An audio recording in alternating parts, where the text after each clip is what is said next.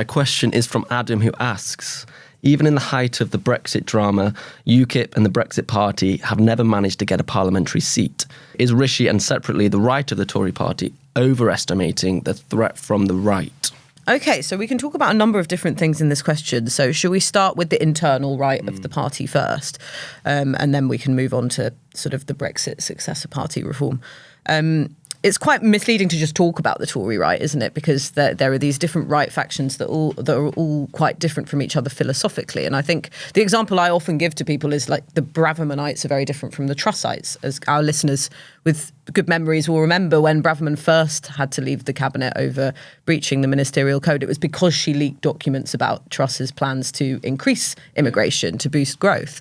And so there's a difference between those who, have more of the mindset of keeping sort of British jobs for British workers, and those who have more of a free market outlook and say, well, we're part of a global marketplace. So that's one key difference between two of those groups. But actually, we've found out this week, in the week of the Rwanda bill, that there are actually 5 families, in a mafia reference, of right-wing MPs who have their different issues with that bill. Rachel, can you tell us who they are? I don't like the term 5 families. I think it's sort of injecting the entertainment drama into Westminster where it is not needed. But there are 5 groups. There is a lot of overlap between them, and I think that is really important. But when we talk about the Tory right, what we really mean is the Brexity faction. Okay. And what unites all of these 5 factions is they're quite Brexity. So you've got the ERG, who are the original Brexiteers, the ones who brought down Theresa May, essentially.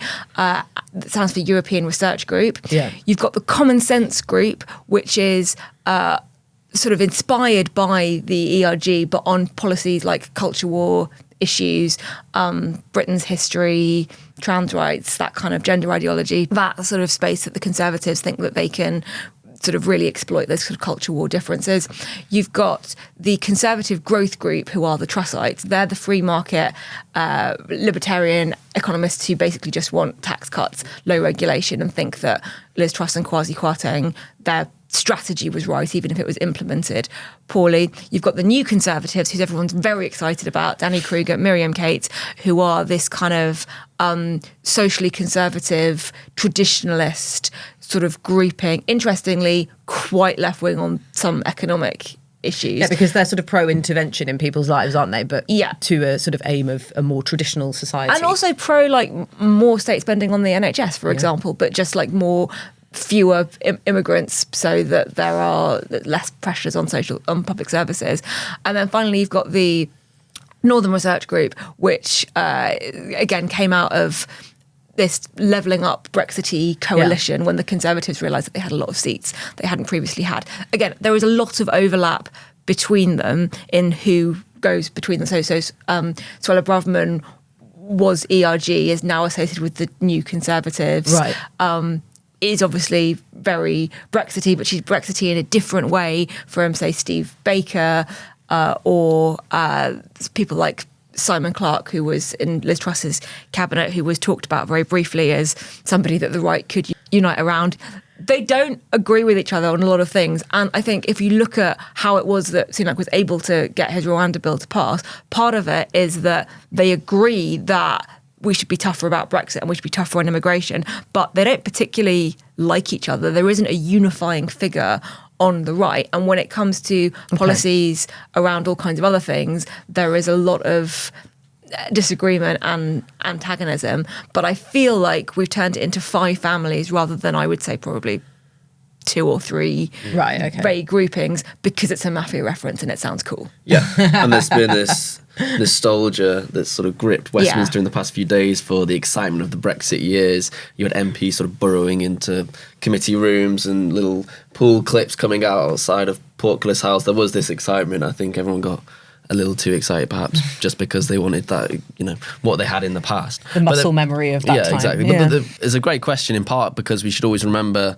that Reform, Brexit Party, UKIP have always exercised their power through influence over the right of the Tory party. And whenever you speak to the right, those MPs on the right, there's a constant little ticker in their head that's going, okay, what's Nigel Farage doing? How close is he? How much of a threat is he? And same with number 10 as well. I think David Cameron, I can't remember, I think he said in his memoir, there wasn't a week that passed they didn't think about the right of the Tory party. Yeah. By extension, they're also thinking about UKIP and whether they're going to be taking some seats or taking votes, and whether they're going to be influencing the policy debate that they're currently having. So Nigel Farage has just returned back from the jungle, and there's some debate about whether that was a success for him and Reform UK or not. But I think definitely, regardless of whether he's got massive support within the country, he shapes the debates within the Conservative Party every single day. And the question says that UKIP and the Brexit Party never managed to get a parliamentary seat. UKIP did have 2 MPs in 2014 because they had defected, Douglas Carswell and Mark Reckless. And obviously they both lost their seats in the next election. But that was sort of showing what UKIP's influence could be, in that they were winning support off Conservative MPs. They got defections. Reform hasn't had any defections, and I think that's unlikely. But Richard Tice and Nigel Farage have said that they want to stand MPs in all seats. I interviewed Richard Tice a couple of months ago, and he sort of made that very clear, and that they are not going to stand back in Conservative seats. They want to win votes off the Tories. And when we talk about how much of a threat they are, they're not going to overtake the Tories in polling at all. Like, that's never going to happen. And they're not going to probably, I would say, win any seats themselves.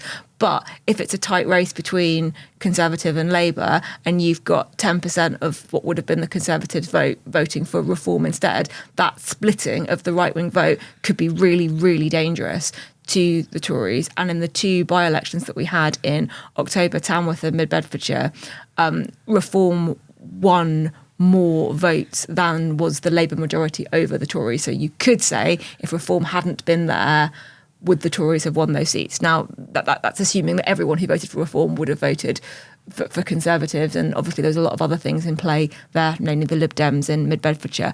But you can see that vote splitting as a phenomenon that would be very worrying if you were Rishi Sunak. Yeah. Something that I've picked up when I've been going around by-elections that you speak about, Rachel, is that sometimes people say they will vote Reform without knowing that they are the alternative right-wing party, because just the word Reform sounds quite appealing. I think it's similar. It's a similar effect to what's happening with the Greens in some places, where people think, actually, I quite like the environment, so I'll vote Green, and they don't know a huge amount about the policy platform. And this isn't to denigrate any voters. It is, a lot of these decisions are made on gut feeling, and it's, the party's strength if they brand themselves in a way that is attractive. But I do think that you can't necessarily translate Reform votes into what would have been Conservative votes in every instance. No, but it's interesting, isn't it, when you have a single issue party, or what seems to be a single issue party, whether it's Green or the Brexit Party or Reform, the people with disparate political views often attach themselves to that single issue, and therefore you get these quite strange, unexpected coalitions of people. I mean, I think it's interesting that Reform have recently, I think, changed their name to Reform UK Brexit Party. So they're trying to reclaim that legacy, that heritage, perhaps that mission of Brexit that I think Reform has lacked. But, Reform's platform is very much, let's reform public services, let's cut taxes, let's cut immigration. Yeah. It's quite a simple message. And it's interesting just in the past 2-3 weeks that their polling numbers have increased, in part, I think, because the Conservatives are focused so much on the Rwanda deal and on immigration at the same time, and as a consequence, they've been focusing on their own failure, so therefore people are looking elsewhere. Thanks so much for watching. We'd love to know what you think. Please make sure you leave your comments below. And if you enjoyed watching this podcast, you can watch more of our videos on our YouTube channel. And don't forget to like and subscribe.